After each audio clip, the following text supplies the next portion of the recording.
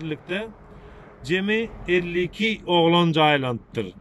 Entegem gelip turan maglumatlara göre Ýaňaştaýdaky wezipeli ve işgärlerden soranymyza göre nemeden Südmed ekspertizeden häli çykman duranlar testi garaşdyrlar, negatif, pozitif koronavirusa barlatdyrlarmış. Şolar belli bolandan soň bilgi beriljek eken ve cinazalary beriljek eken. Ve diýmek isledigim şu wagt elimizde 52 sanagy var.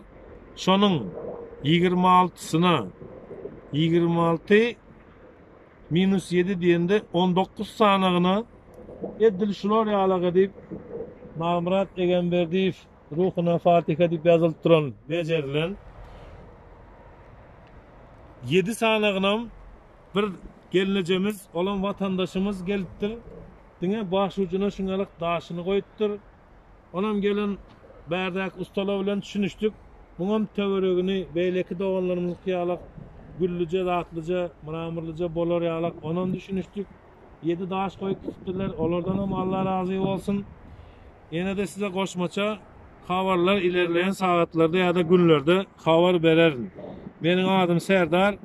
Entegem gerek bolsa goşmaça hani sogapdan galmaýly bizem goşandymyzy goşaýly diýseňiz, pajalysta bizine hyzmatda Ýaltanmanştaýa geljek, oğlanlar bilen etjek, gurnajak, owadan edip bejerjek. İnşallah. Oğlanlaryň izi owadan bolup dursun, türkmenleriň azy birligi şu taýda da bir görünüp dursun. Emmeňize spasiba edýän goldaglaryňyz üçin ýene de garaşýas. Bu ýene dostumuz Roma. Bu da bar şu taýda düşürip duran oglan bar. Tamam. Zakir ady.